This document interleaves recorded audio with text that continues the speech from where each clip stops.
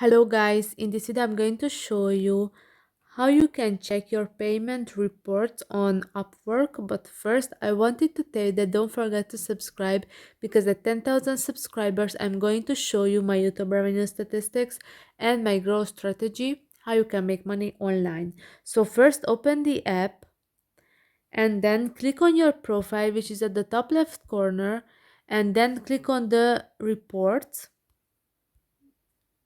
And after that you can see an overview, but right now I do not have any report and overview.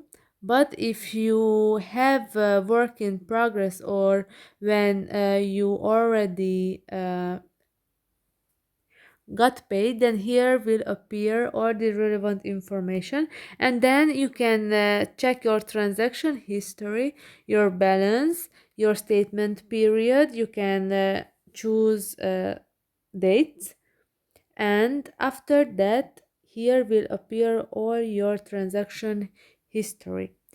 So I hope this video was helpful for you. If it was, please consider subscribing, and see you in the next one. Bye bye.